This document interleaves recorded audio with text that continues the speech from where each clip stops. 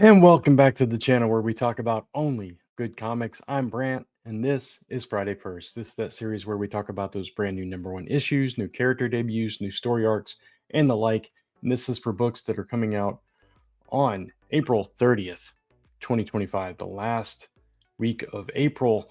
And just before I get into all of this, I do want to let you know that I'm not going to be talking about free comic book day books on this episode.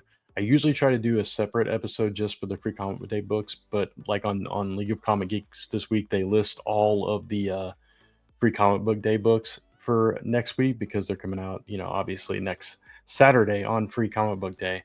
So I'm not going to talk about those. That would make the show way long, and there's a lot of books already to talk about on top of those. So just keep that in mind if you were looking for that. Hopefully, either that will be my show next week, or I'll do a separate episode just on those. So we'll see how it goes, how many books I end up having next week. If it's manageable, I'll do both in next Friday's episode. If it's not, I'll try to throw in an extra free comic book day episode on like Wednesday or something. I don't know. I'll play it by ear, but be on the lookout for that just in case. But for this week, I have 14 books to talk about. That includes the honorable mentions and the regular books, and 3 recaps. And then obviously my typical 8 books that are not first issues at the end. So that's what's going on here. Also want to let you all know that not this weekend, but next weekend during Free Comic Book Day weekend, actually, I will be at Heart of Texas Comic Con in Waco, Texas. So if you're in the area, we'll be set up under Loose and Scoops Crochet, but we'll probably have some of our comics there as well for Last Number Press.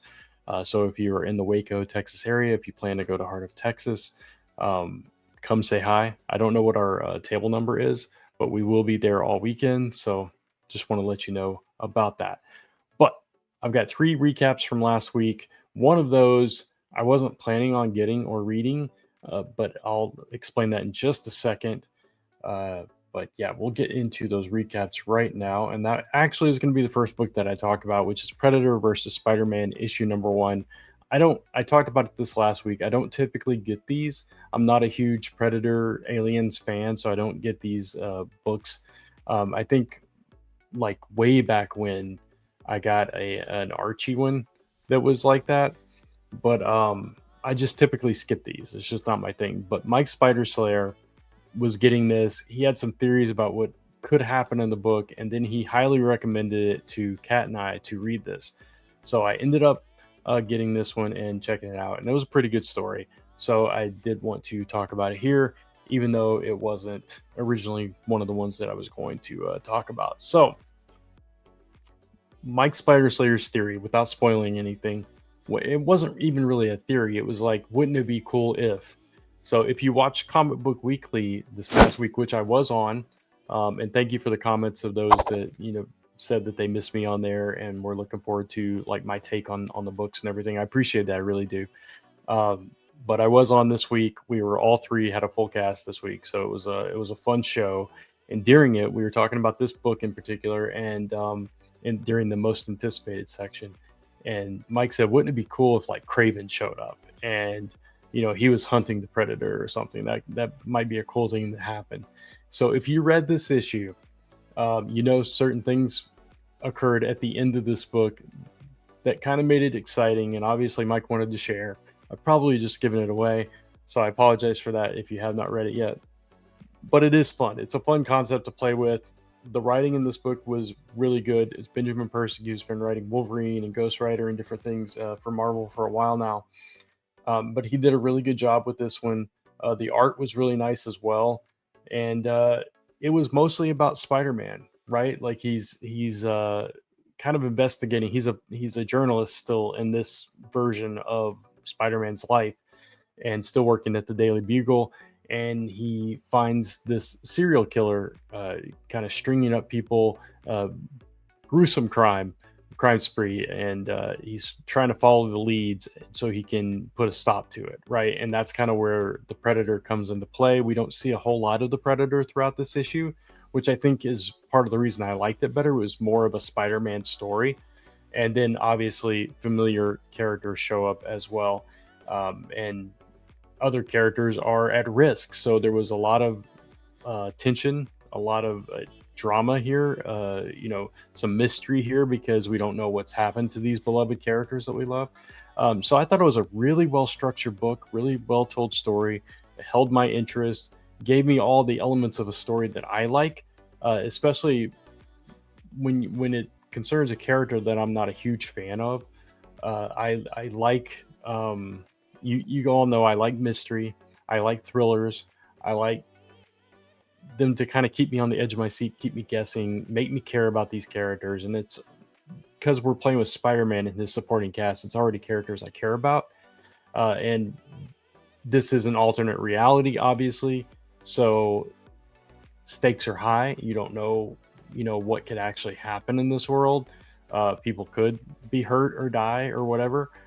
So it's interesting, and I appreciated that. I appreciated the way that they approached this story, and I'll definitely come back for issue 2. So they won me over with this one, and thank you, Mike, for the recommendation. All right, the next book I'm going to talk about is G.I. Joe Real American Hero Roadblock, issue 1, one shot. This is the next in the line of silent issues. I think this is the penultimate. I think next week's is Duke, and it is the last one, which we'll talk about later in the show. But this one was really good. The art was really crisp in this one as well. I've only, and I won't even say disliked. I'll say there's only one of these, and it's the Jinx one I've talked about on the show, that I didn't like as well as the others. I thought this one was really good. It was basically Roadblock was hiding in wait to ambush a Cobra convoy. He set up a trap, a roadblock, a literal roadblock, so he could trap them because they had Lady J in their custody, and he was a one-man mission trying to free her.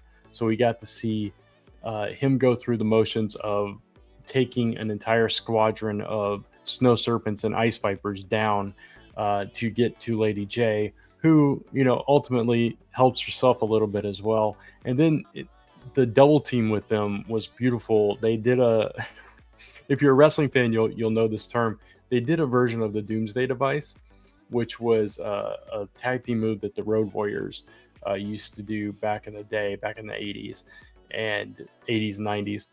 And they put a twist on it with, instead of a clothesline, it's basically Roadblock puts the character up on his shoulders, and Lady J does a kick from up high. She's standing on a plane and jumps down and kicks the guy in the face. So usually it was a clothesline off the shoulders, was the typical Doomsday Device. So fun to watch. I don't know if the writer artist was a wrestling fan, but it was a nice nod to wrestling for me in my own mind, and those are two things that I love, is G.I. Joe and wrestling. So it was nice to see the combination of those two things. But really, really fun issue, this one.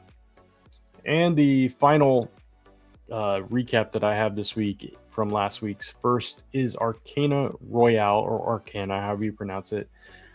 This is a mini series from Dark Horse Comics. This is written by Cullen Bunn. And I wasn't familiar with the artist prior to this book, at least not by name. But I really like the art in this book. It really shined here. It was, I'm trying to think of what it's reminiscent of. It's similar to like a Michael Avon Oeming style, only it doesn't push it quite as far as that. Similar to maybe like the art style that you see in the Skybound G.I. Joe series, the Energon Universe version.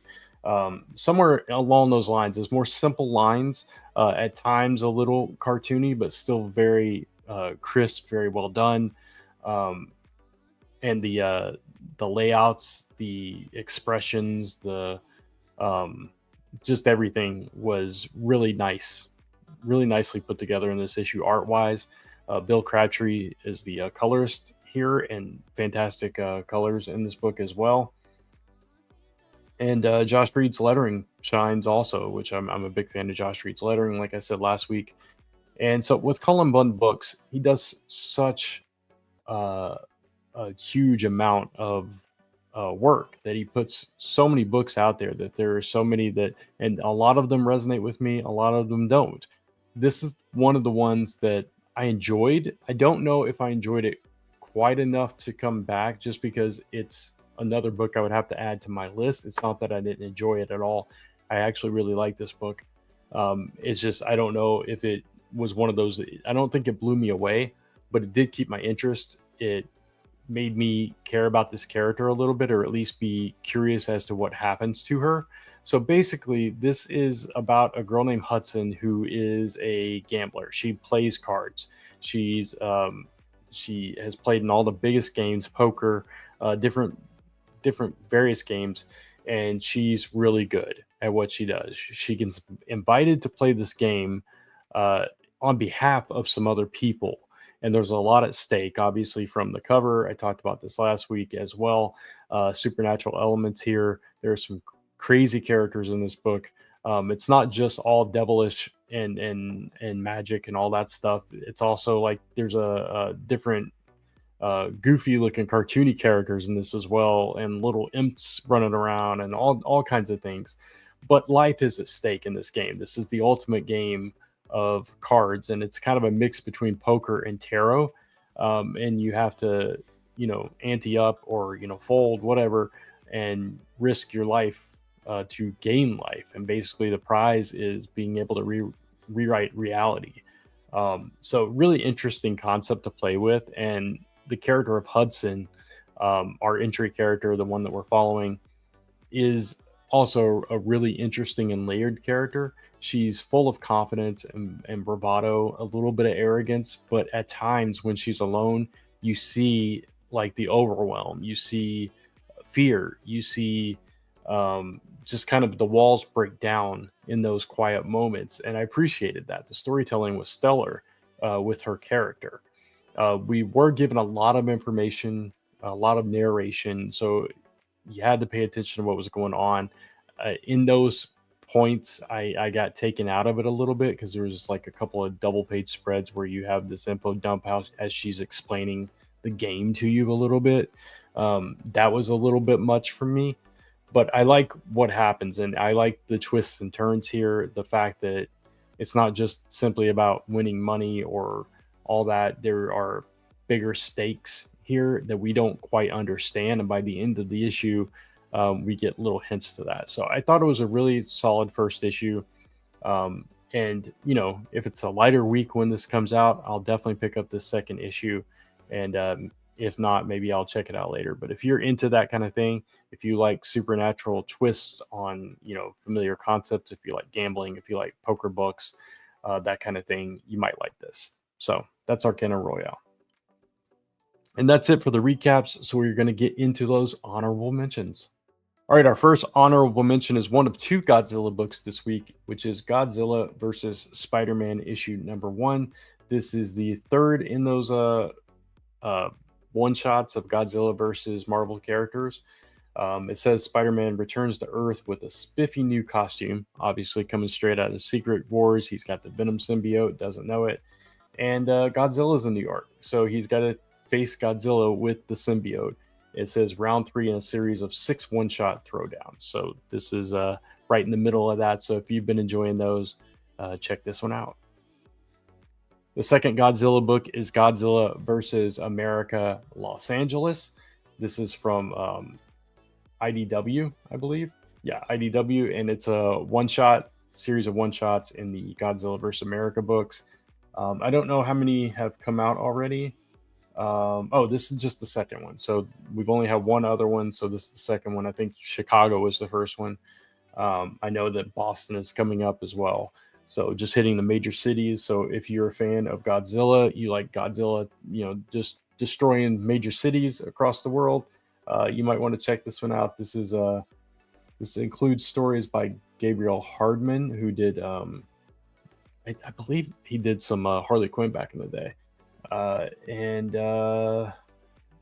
various artists and creators and stuff. Let's see, we've got Dave Baker, Jay Gonzo, Jordan Morris, Nicole Go, and yeah. So if you're a fan of any of that, check this one out. Next up, we have a book from Boom Studios. This is The Graveyard Club, Fresh Blood, Issue 1. This is an R.L. Stine book. Corolla Borelli does the art on this. She's done previous R.L. Stine stuff. She did some Goosebumps. I'm a big fan of Corolla Borelli. She is actually the artist on our comic, Bloom Pretty. So fantastic, phenomenal artist. Always singing the praises of her. I actually should have made this a shout out, not just an honorable mention, because I'm always eager to shout out uh, artists and writers and collaborators that I've worked with. And Corolla is just a charm to work with. So, and again, her art is stellar. So if you're an R.L. Stine fan and you love beautiful art, definitely go check out the Graveyard Club, Fresh Blood. Next, from Dark Horse, we have Star Wars Hyperspace Stories Codebreaker Issue 1. And this is a Poe Dameron centric story. Let me see. He's sent on a mission to investigate a piece of First Order tech used to decide resistance. Decode resistance messages. I should have put my glasses on. But standing between them, which is Poe Dameron and BB-8. And their objective is an infamous TIE fighter pilot. So it's Poe Dameron versus an infamous TIE fighter. BB-8's along for the ride. If you're a Poe Dameron fan, big Star Wars fan, go check this one out from Dark Horse. And then finally, just a quick mention of this one because this book got delayed. I've talked about this previously. Giant Size Wacky Races from Dynamite Entertainment. Go check that out. And with that, we're going to get into those rated books. All right, first up, we have Kid Juggernaut issue number 1. This is collecting 1 through 6 of the Marvel Voices Infinity comic. So if you read that, this is a reprint of that digital content. I have not. So anyway, this is the origin story of this Kid Juggernaut from Avengers Academy. And it says, just before his mysterious death, Justin's father sent a package to his estranged son containing a fragment of the Crimson Gem. So he has an actual piece of this Sidorak gem, just like Juggernaut. So this is all about his origin story. So I don't know if I'm going to pick this up or not. I don't know much about Kid Juggernaut or if I need that, but I'm curious about it at the very least. This is 48 pages for $6.99. This is written by Emily Kim with art by Minkyu Jung and Peter Nugent. So yeah, check that out if you are a fan of those creators or this character. For me, I'm going to give this one a possibly good. Next up from Bad Idea Comics is a book called Planet Death issue number 0, and this is by the screenwriter that created the John Wick franchise. So if you're a big John Wick fan, you definitely want to pay attention to this. And it also has a writer, Robert Venditti, who's done Green Lantern, etc., and artist Thomas Giarello from Star Wars and Conan. So obviously, it's a concept created by someone that created a franchise as big as John Wick. Huge fan base for that, franchise. Various shows and movies exist because of that. This is a 24-page book, but it's told in a prestige format. And this is also a lead into the 40. I'm sorry, this is the lead into a 40-page prestige format Planet Death issue number 1. This is only a $1.99 for 24 pages, so worth checking out. This is about a squadron going to this hostile frozen world, full of danger, full of an army that is overwhelming to them that they can't match. And their commander, I think he's a corporal. Corporal Scott. He has to go behind enemy lines alone, only with what he can carry and his battle suit, and try to survive in this frozen wasteland with predators and enemies that are overwhelming, and these brutal alien beings that want to destroy them, and try to survive it so he can finish the mission single-handedly. So really interesting concept there, especially if you're a big sci-fi fan, and I don't know if you're a big John Wick fan, and you like Robert Venditti's writing. He's, obviously known for some of his sci-fi work. I believe he did Exo-Man of War as well. Um, did Superman 78, Green Lantern, like I said before. So I'm curious about this one. Definitely for 199, it's worth checking out as well. So I'm gonna give this one a potentially good, and we'll see what it has in store for us and for the 40-page first issue going forward. Next up, we have the subject of our thumbnail this week. This is Wolverine and Kitty Pryde issue 1. Chris Claremont returns to this beloved duo of characters, and obviously this is taking place. I assume it's taking place in the past. It's let's see. When Kitty Pryde nearly lost her soul to Ogun during her journey to Japan, Logan was there to keep the youngest X-Men on the path to good. So, yeah, it says as a mysterious force is threatening their lives while they're staying with Mariko, it's going to take all their skills to combat it, and they go off on this new adventure, this untold adventure. And also, just to note, it says here that multiple characters' first appearances are in this issue. So if you're a collector of first appearances, definitely want to keep that in mind. I don't know which characters these are or how it's going to play into the history of these characters, but obviously, if you're a fan of Chris Claremont's writing and his handling of this particular duo, you definitely want to check this one out. The art is by Damian Cosero.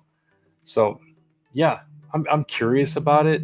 I don't love the nostalgia train and diving back into these lost stories so much as Marvel does it, but I do really like Kitty Pryde and Wolverine together, and Chris Claremont writing them could be interesting, especially if we're going to introduce new characters that maybe we revisit, but later on down the line by other creators. I don't know what's going on with that, but I'm going to give it a potentially good, and we'll see what happens with it.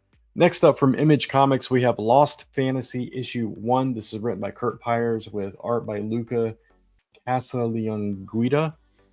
Hope I pronounced that right. Sounds right. Anyway, this is Earth, but it is mixed with a fantasy world. So there was a first contact with all these mythical creatures, fantasy worlds, magic, world of magic, myth, and monsters. And for 100 years, they've kind of roamed, and hunters, the great hunters specifically, have kept them at bay, kept the world safe. But last night, something broke through that could threaten all of that. And so now it's up to a rookie monster hunter, Henry Blackheart, to put a stop to it. So really interesting concept. I'm a big fantasy fan. I like I like it when they juxtapose the real world with the fantasy world like that and mesh them together. I have a little bit of a story I'm working on that kind of does that as well. So I really like that mixing of genres. So this sounds right up my alley. I'm going to check it out. We'll see what happens with it. I'm going to give this a potentially good just because I'm not super familiar with the creative team, and these kind of books can go one way or the other. So we'll see what it's all about, and hopefully it'll be a good read. Next up from Mad Cave, we have The Slasher's Apprentice. I feel like I've talked about this book before. If this has been on this show before, I apologize for bringing it back up. I guess it got delayed if I did. If I didn't, I just saw it somewhere and I saw it again. Either way, this is from Mad Cave. It's about this. I do remember talking about this somewhere. It's about this podcaster who's obsessed with horror and slashers, and she's seeking a new career path, and she helps her favorite legendary slasher.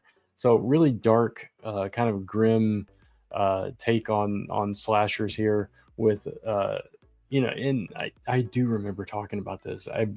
This might even been just like a couple of weeks ago, but it's interesting to play with the podcast kind of hysteria of we have so many like murder podcasts, right? It's become a thing. So many people like to listen to them. We've created many like sitcoms and dramas birthed out of just that concept. My wife likes listening to those kind of podcasts as well. So it's kind of interesting to take a podcaster and put them in that world to where they actually want to follow in the footsteps. So that could be an interesting story.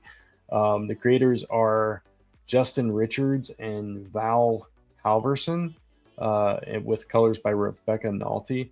Not super familiar with the creative team here, but I am curious about this book. And Matt Cave's always doing, crazy stuff, good stuff. So I'm going to give this one a potentially good for the Slasher's Apprentice.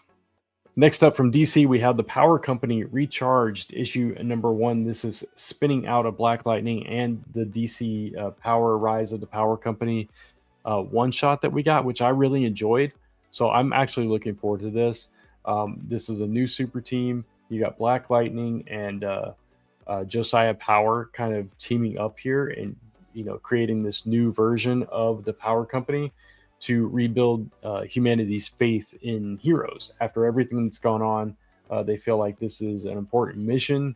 And we have the Jace Fox version of Batman. We've got the Signal. We've got Vixen. And they're all investigating a serial killer that has been hunting meta-powered individuals in Atlanta. So there you go. And it's written by Brian Edward Hill, who did Batman and the Outsiders. And we have artists Kerry Randolph and Aletha Martinez in this oversized special issue. We got 48 pages for $5.99.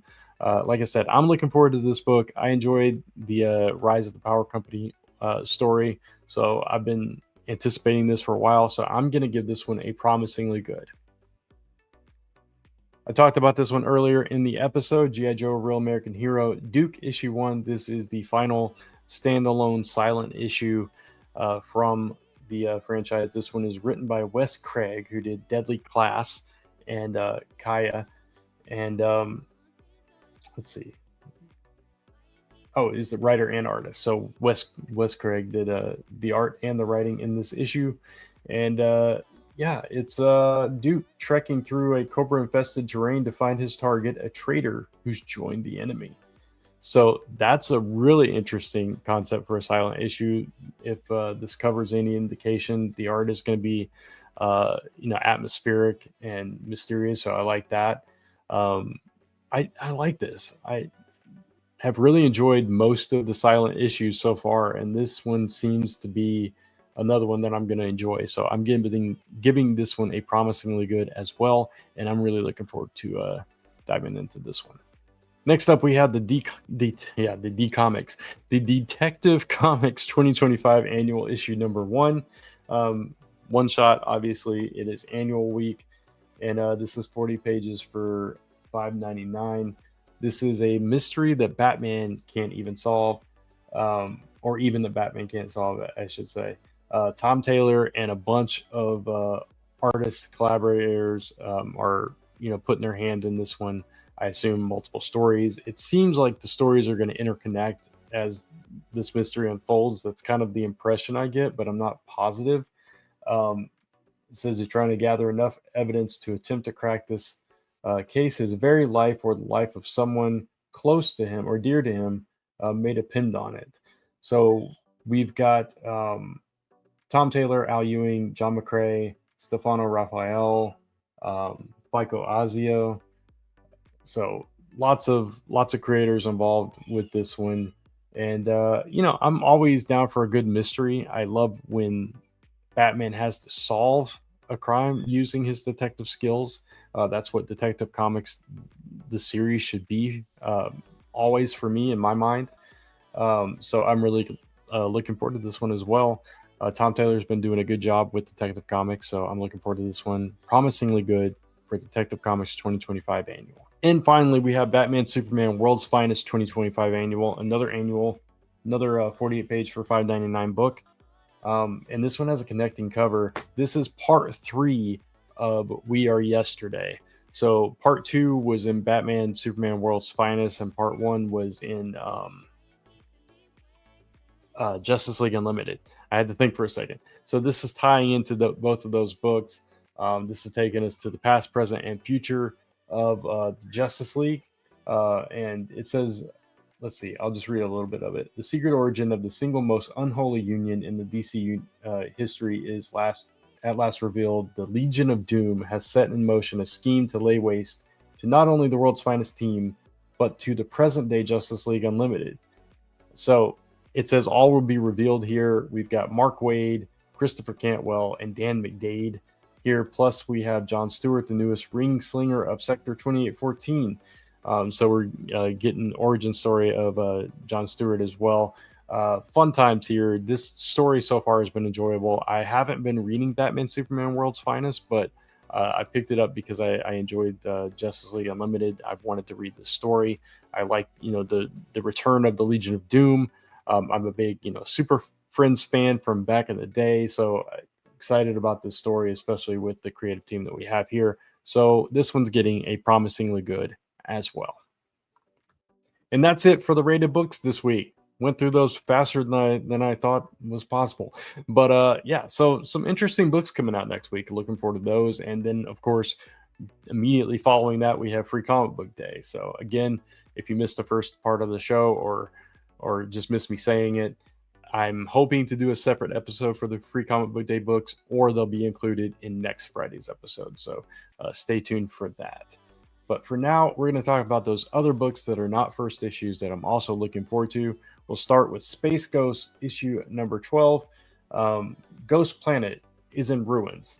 On the verge of total collapse, the Council of Doom stands triumphant, and Space Ghost is clinging to life at the very edge of oblivion. So interesting developments for Space Ghost, and we're going to have to see if he survives all this.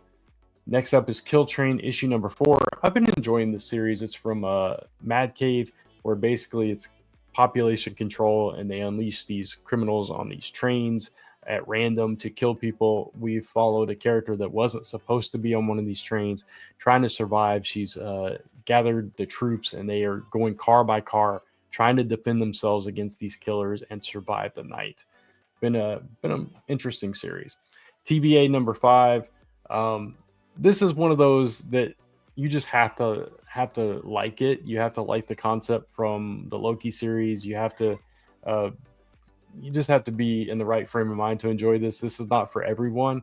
For me, I've had fun with this series. I like it. We've got Spider Gwen in this. We've got some of the familiar characters from the Loki TV series. We've got some Ultimate Universe characters as well, and they've been trying to save the world. So it's just been a fun ride for me.